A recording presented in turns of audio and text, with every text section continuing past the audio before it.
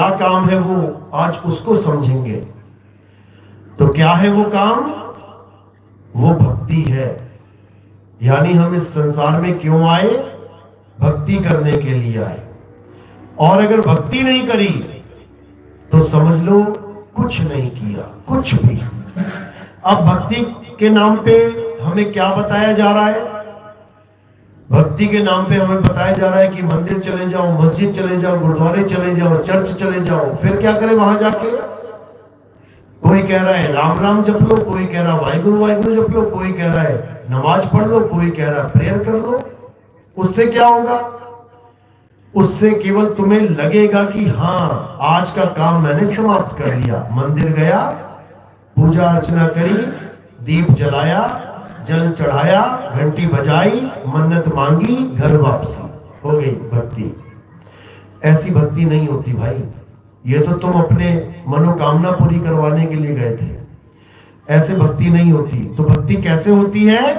जब हम सत्य और असत्य को जान लेते हैं, जब हम सत्य और असत्य का निर्णय कर लेते हैं कि इस दुनिया में सच क्या है और झूठ क्या है, तब समझ जाना कि हाँ अब मेरी भक्ति शुरू होने वाली है।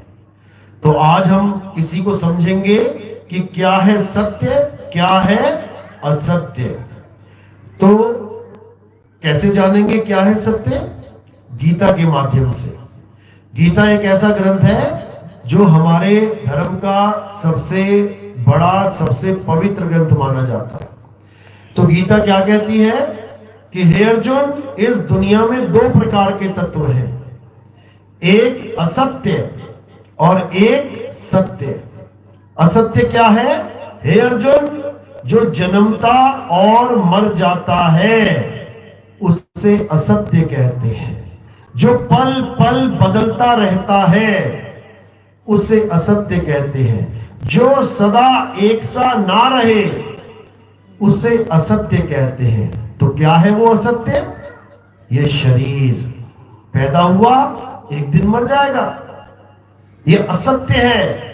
चाहे किसी का भी शरीर, तुम्हारा, हमारा, देवी देवताओं का, पितरों का, भैया भवानी, किसी का भी शरीर है, वो जन्मा है और एक दिन उसका अंत निश्चित है। समय बड़ा हो सकता है कि हाँ इतने हजार साल तक ये जीवित रहेगा, लेकिन एक ना एक दिन खत्म होगा। तो जो खत्म हो जाए वो असत्य है।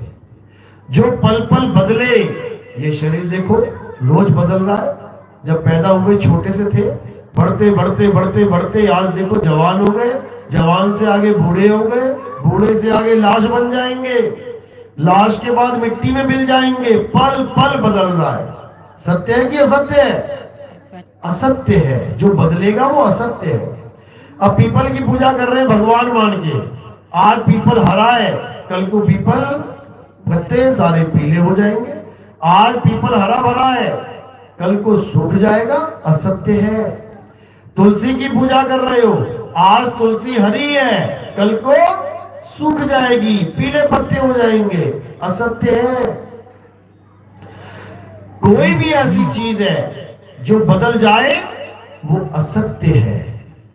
अब मंदिर, मस्जिद, गुरुद्वारे को ले लेते हैं। जब मंदिर बनाया, मस्जिद बनाया, गुरुद्वारा बनाया, तो देखो रोज फोटो खींचो कितना कितना बन रहा है। 1 फुट बना, 2 फुट बना, 3 फुट बना, 4 फुट, रोज बदल रहा है। एक दिन बन के तैयार हो गया, आप कह रहे हैं इसकी पूजा करो, धीरे धीरे फिर खंडर बन गया। बदल रहा है। जो चीज बदल रही है वो माया है, क्योंकि माया का काम ही बदलना है। लेकिन सत्य कभी नहीं बदलता, कभी नहीं। अब कोई मूर्ति ले लो, हम कबीरपंथी हैं, कबीर साहब की मूर्ति ले लो। आज किसी ने मूर्ति बनाई 1 फुट, 2 फुट, 3 फुट, 10 दिन में 10 फुट, रोज बदल रही है। तो जो बदल रही है वो सत्य है कि असत्य है? असत्य है। अब असत्य की पूजा करोगे तो क्या मिलेगा? असत्य ही मिलेगा। एक गिलास में जहर है, एक गिलास में अमृत है। अमृत पियोगे तो क्या मिलेगा? अमृत मिलेगा। और जहर पियोगे तो क्या मिलेगा? जहर मिलेगा। तो इस दुनिया में 2 प्रकार के तत्व हैं, एक असत्य और एक सत्य। असत्य की पूजा करोगे तो क्या मिलेगा? असत्य ही मिलेगा। और सत्य की पूजा करोगे तो क्या मिलेगा? सत्य मिलेगा। और सत्य क्या है? सत्य ही परमात्मा। सत्य भी हो ना, ईश्वर सत्य है। तो पहले नाम बाद में रख लेना। किसी ने अल्लाह रख लिया, किसी ने वाहिगुरु रख लिया, किसी ने गॉड रख लिया। चारों मैं बड़ा, मैं बड़ा, मैं बड़ा, और जबकि चारों मान सत्य को ही रहे हैं लेकिन जान नहीं रहे। मुसलमान क्या कह रहा है? खुदा सत्य है, हक है, अनल हक, अनल हक। ईसाई क्या कह रहा है? God is truth, God is truth, यानी सत्य है। हिंदू क्या कह रहा है? ईश्वर सत्य है, राम नाम सत्य है। सिख क्या कह रहा है? सत्य श्री अकाल, यानी अकाल पुरख सत्य है। तो जब चारों के भगवान सत्य ही है तो क्यों ना सत्य पे ही चर्चा कर लें कि सत्य है क्या। चारों को बैठा के एक टेबल पे सत्य का निर्णय करवा लिया जाए कि सत्य क्या है, सारा झगड़ा शांत हो जाएगा। ग्लास में पानी है, अब उसे कोई कह रहा है जल, कोई कह रहा है वाटर, कोई कह रहा है नीर, कोई कह रहा है तोय, कोई कह रहा है पानी। अब जल, वाटर, नीर, तोय, पानी, ये पांचों नाम ये फसाद की जड़ बन चुके हैं, ये लड़ाई का साधन बन चुके हैं, ये झगड़ों का साधन बन चुके हैं। कौन बना है? पानी नहीं बना। कौन बना? पानी के नाम जो इतने सारे रख लिए इंसान ने। पानी नहीं बना, पानी से कोई लड़ाई नहीं है। प्यास लगी तो भाग के जाओगे, पानी पियोगे। यानी सत्य से कोई लड़ाई नहीं किसी की।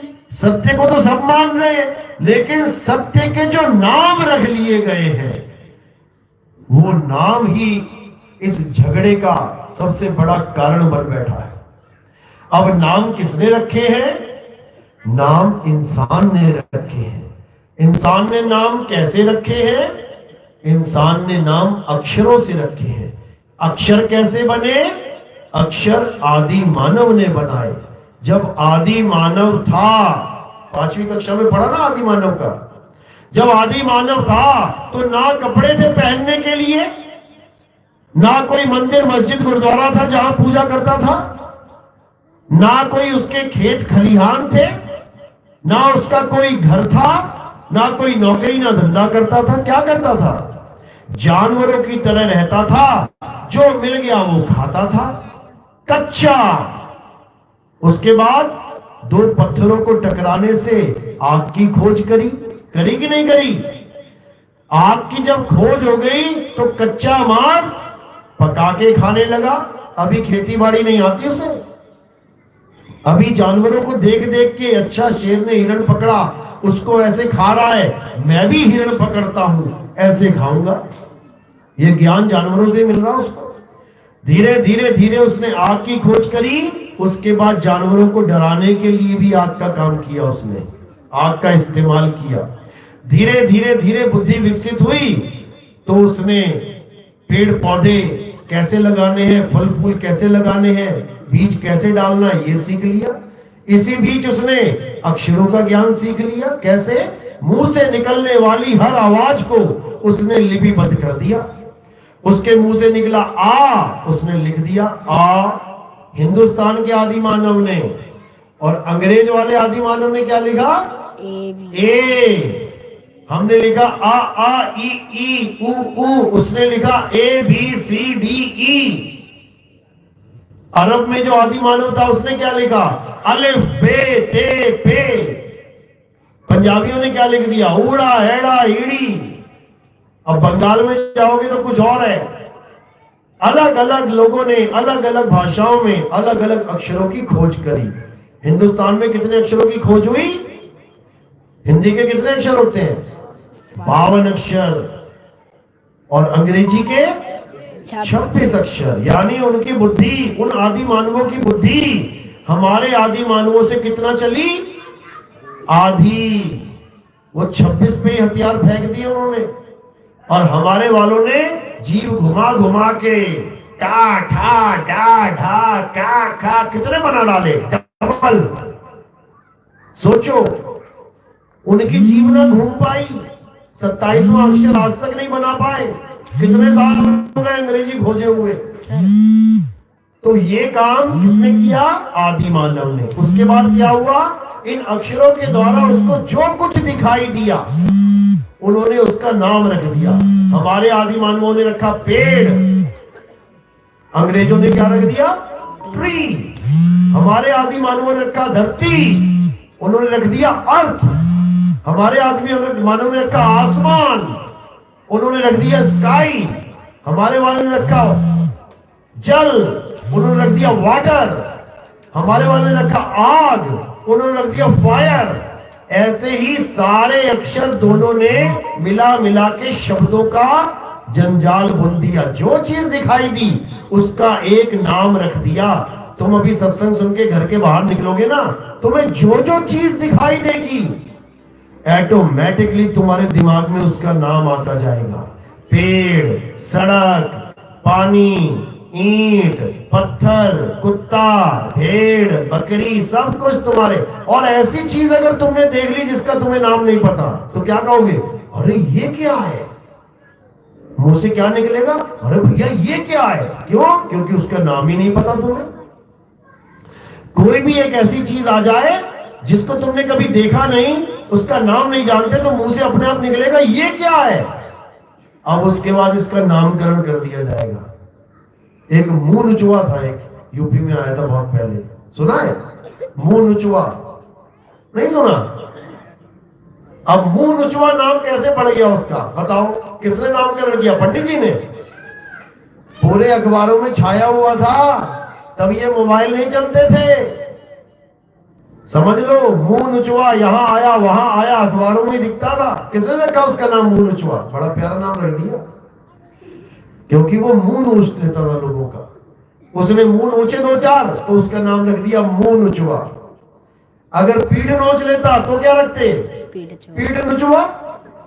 पेट नोच लेता तो क्या रखते? पेट नुचुआ। यानी उसके गुणों के आधार पे उसका नाम रख दिया। इसी प्रकार इस इंसान ने परमात्मा के नाम उसके गुणों के आधार पे रख दिए।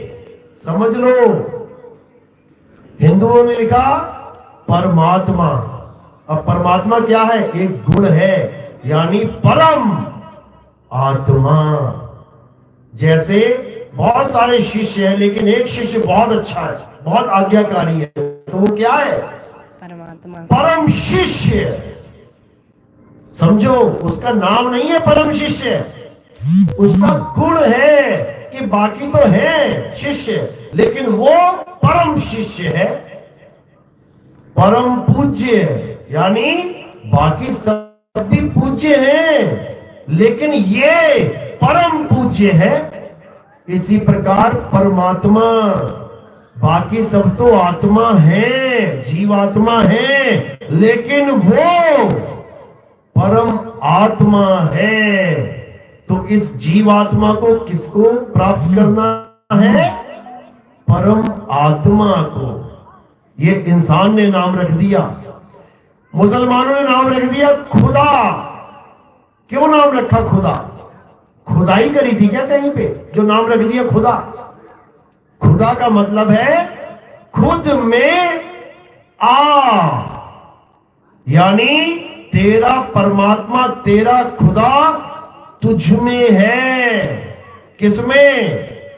आत्मा में। वो परमात्मा हमारी आत्मा में विराजमान है, जिसको हम बाहर ढूंढ रहे हैं। इसी को सिखों ने रख दिया वाहेगुरु।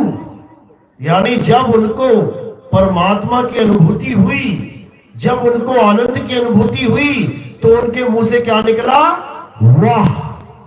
जैसे तुम्हारे मुंह में रसमलाई डाल दे कोई, तुम्हारे मुंह से क्या आवाज निकलेगी? वाह, मजा आ गया। ऐसे ही उसका नाम रख दिया वाह गुरु। क्या बात है, वाह गुरु। लोगों ने समझ लिया कि शायद ये कोई मंत्र है। अब लग गए जपने, वाह गुरु वाह गुरु वाह गुरु। अब जिसने जाना था उसने बोला जानने के बाद वाह गुरु, और ये बिना जाने ही कह रहे हैं वाह गुरु वाह गुरु। जिसने रसमलाई खाई थी खाने के बाद उसके मुंह से निकला वाह, और ये बिना रसमलाई खाए ही कह रहे हैं वाह वाह वाह वाह। सोच रहे हैं मेरा मुंह मीठा हो जाएगा, कभी मीठा होने वाला नहीं, समझ लो। इसीलिए परमात्मा के जितने भी नाम रखे गए वो उसके गुणों के आधार पे रखे गए। यहूदियों ने नाम रख दिया, क्रिश्चियन ने नाम रख दिया यहोवा। अब आधे सोचेंगे ये कैसा नाम है यहोवा। अब इसका मतलब क्या है? जिसने भी नाम रखा बहुत सोच समझ के रखा है। यहोवा का मतलब होता है मैं वो हूं जो मैं हूं। कितना प्यारा नाम है कि किसी गलतफहमी में मत रहना तुम लोग कि तुम किसी को भी यहोवा समझ लो, कभी नहीं। मैं वो हूं जो मैं हूं, यानी मैं वो तत्व हूं जिसे सत्य कहते हैं। मुझे ऐसे ही कुछ भी मत समझ लेना कि पीपल को यहोवा मान लिया, पत्तों को यहोवा मान लिया, धरती आकाश पाताल को यहोवा मान लिया, चंदा मामा की पूजा कर ली यहोवा मान के, सूरज देवता पूज लिया यहोवा मान के, देवी देवता पूज लिए यहोवा मान के। बिल्कुल नहीं। यहोवा का मतलब है हमारी जो हमारे धर्म में बोला गया है बिल्कुल सेम, उसको बोला गया है सोहम। सोहम नाम सुना किसी ने? हाथ खड़ा करो जरा। सोहम, जो भगत लोग होंगे वो जरूर जानते होंगे सोहम। सोहम का मतलब क्या होता है? जो तू सो हम, यानी जैसा तू है वैसे ही हम हैं। जैसा पानी है वैसी ही पानी की बूंद है, जैसी आग है वैसी ही आग की चिंगारी है, और जैसा सोना है वैसे ही सोने का टुकड़ा है। समझ लो, यानी मैं सत्य हूं, मैं यहोवा हूं। अब उस सत्य को जानने के लिए हमें क्या करना पड़ेगा? हमें ऐसे गुरु की शरण में जाना पड़ेगा जिसने सत्य को जान लिया है। केवल वही बता सकता है हमें सत्य क्या है। बाकी सब अंदाजा लगाएंगे, और जो अंदाजा लगाएगा वो पक्का मारा जाएगा। याद रखना, सत्य अंदाजे से नहीं जाना जा सकता, सत्य इंद्रियों से नहीं जाना जा सकता, सत्य इस काया से नहीं जाना जा सकता, इस मन से इस तन से नहीं जाना जा सकता। सत्य कैसे जाना जाएगा? जब सत्य तुम पर दया करके प्रकट होगा तब जान पाओगे। कहते हैं बलिहारी वा घट की जिस घट प्रगट होए। चलो हो गए प्रगट। गर्मी लग रही है। तो कहने का मतलब कि जहां पर सत्य है, जहां पे सत्य का ज्ञान है, केवल वही परमात्मा है, और जहां असत्य है वहां परमात्मा नहीं है। बिल्कुल सिंपल थ्योरी है। यानी जहां बल्ब जल रहा है वहां करंट है, और जो बल्ब नहीं जल रहा है वहां करंट नहीं है। बिल्कुल सिंपल थ्योरी। पंखा चल रहा है तो करंट है, और पंखा नहीं चल रहा तो करंट नहीं है।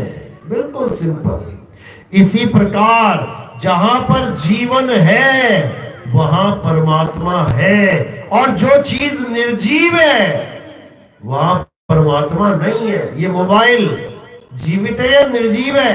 निर्जीव। निर्जीव है। तुमसे अच्छे गाने गाता है ये? जीव है। सोच लो, तुम इतने सुर में नहीं गा पाओगे जितने ये गा लेगा, लेकिन फिर भी ये निर्जीव है। क्यों? क्योंकि ये अपने आप नहीं गा सकता। जब तक तुम स्विच ऑफ ना ऑन ना कर दो, गा लेगा क्या? यानी ये जीव के द्वारा ही बनाया गया है, लेकिन जीवित नहीं है। ये कार जीवित है कि निर्जीव है? निर्जीव। निर्जीव लेकिन 200 की स्पीड में भागती है, तुम भाग के दिखा देना जरा। तुम नहीं भाग पाओगे, ये 200 की स्पीड से भागती है, लेकिन किसकी वजह से? जीव की वजह से। तुम गाड़ी चला रहे हो तो भाग रही है, नहीं तो खड़ी है। तो इसको समझना है। तो परमात्मा कहां है? गाड़ी में या चलाने वाले में? चलाने वाले में।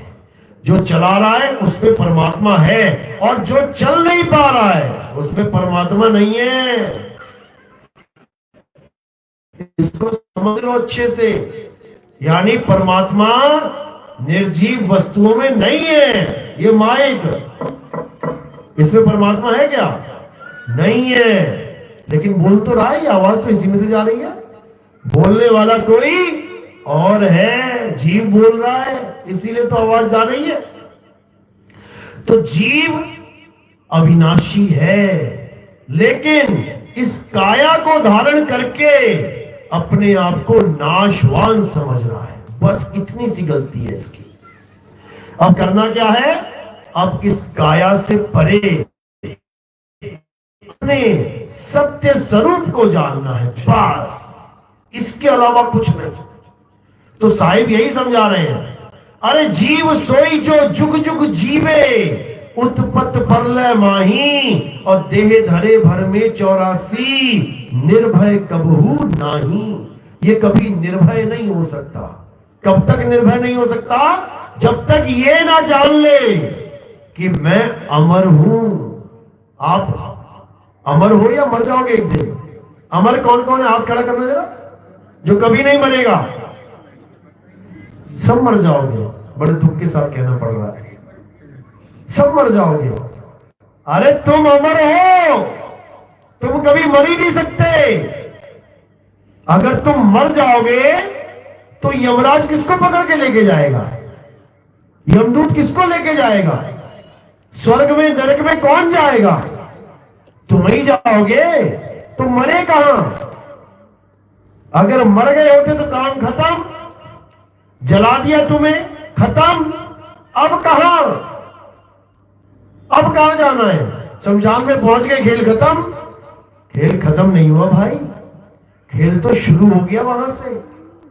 शरीर छोड़ते ही खेल शुरू हो जाता है। कौन सा खेल? 84 का खेल। उसके बाद बनो कुत्ता बिल्ली हाथी घोड़ा सूअर भैंस, पूरा दिन भैं भैं करते रहोगे। बांध देगा कोई, प्यास लगी है लेकिन पानी नहीं पी सकते। अभी तो हल्का सा गला सूखा, मम्मी पानी चाहिए, भागे भागे गए रसोई में पी लिया। और जब भैंस बंध जाएगी और चली गई मैडम जी मार्केट घूमने 5 घंटे के लिए, और पीछे से भैंस कर रही है भैं भैं, प्यास लगी है, ये देखो ये भी आ गया। फिर ऐसे घूमोगे पेड़ों के ऊपर। ये मत समझना कि इनके साथ कोई दुश्मनी थी भगवान की। इनको भी तो भगवान ने बनाया है। इनको क्यों बना दिया ऐसा? तुम्हें भी बना देगा ऐसे ही। आज लाल पीली साड़ी पहन के चमचमा रही हो, फिर लाल पीले पंख लेके उड़ोगी। समझ लो, ये सबके साथ होगा। और ऐसा मत सोचना कि बड़ा सुख है जानवर बन जाने में। जानवरों की पूजा होती है ना हिंदू धर्म में, होती है ना। सांप पूजा जाता है कि नहीं? लेकिन पत्थर का ही पूजा जाता है। खूब लड्डू खिलाएंगे, शंकर जी को भोग लगा देंगे, उसके सांप में भी लड्डू चिपका देंगे मुंह में। और जब घर में सांप निकलेगा तो लट हो जाएंगे, सिर फोड़ देंगे उसका। पत्थर का सांप पूज लिया, जय भोले जय भोले। और जब असली सांप आया, दे गोले दे गोले। चूहा देख लो, गणेश जी को लड्डू खिलाया, 2 लड्डू चूहे को भी लगा दिए मुंह में। और जो अपने घर का चूहा है उसको लड्डू में जहर लगा के दे देते हैं, मरेगा कहीं का कमीगा। समझ लो, पत्थर के ही जानवर पूजे जा रहे हैं यहाँ पे। असली वालों की तो हालत खराब है। मंदिर में जाएंगे, नंदी के कान में खूब बोलेंगे, मुझे बच्चा दे दो, मुझे नौकरी दे दो, मुझे ये दे दो, मुझे वो दे दो। और जब नंदी तुम्हारे खेत में थोड़ा सा गेहूं खा लेगा तो दे डंडा दे डंडा। समझ लो, समझ लो, असलियत बता रहा हूं कि डंडे पड़ने वाले हैं सबके। ये मत सोचना कि तुम हमेशा इंसान रहोगे। रिश्वत देके नहीं आए हो तुम कि तुम इंसान ही रहोगे। अगले जन्म में 2 सींग लगा देगा और 1 पूंछ लगा देगा, मक्खियां उड़ाते फिरना पूंछ से। फिर ये आखिरी मौका है इंसान जन्म, अगर ये गवा दिया तो उसके बाद मां बच्चे को भी नहीं पहचान पाएगी। बच्चा आ गया ना कॉकरोच बन के थाने के पास, तो ऐसे चप्पल मारेगी खींच के। अभी तो बच्चा पहचान में आ रहा है क्योंकि पता है ये शक्ल है, उसके बाद शक्ल बदल जाएगी उसकी। मच्छर बन के आगे बैठ के कहीं बैठ गया ना तो पट्ट से पड़ेगा और गया काम से, खेल खत्म। ये सबके साथ होना है, ये काल का जाल है। इसलिए कबीर साहब कह रहे हैं बचना चाहो काल जाल से तो चीनो शब्द हमारा, और कहे कबीर अमर कर राखूं जो निज होए हमारा। जो मेरा निज हो जाएगा, यानी जो केवल आत्मा को साक्षी मान के आत्मा को ही पूजेगा, उसको मैं कभी मरने नहीं दूंगा, अमर हो जाएगा। अमर, तुम मरोगे ही नहीं। कैसे? जैसे तुम शरीर छोड़ोगे वैसे ही परमात्मा तुम्हें अपनी क्षण में ले लेगा। आजा बेटा मेरे पास, अब तुझे किसी गर्भ में जाने की जरूरत नहीं है। अब तेरा जन्म मरण खत्म होने का समय आ गया है। अब तुझे वापस इस गर्भ जून में, इस काल माया में जाने की जरूरत नहीं है, और तुम सदा सदा के लिए अमर हो जाओगे। अमर, समझ लो बात को। इसके अलावा धक्के हैं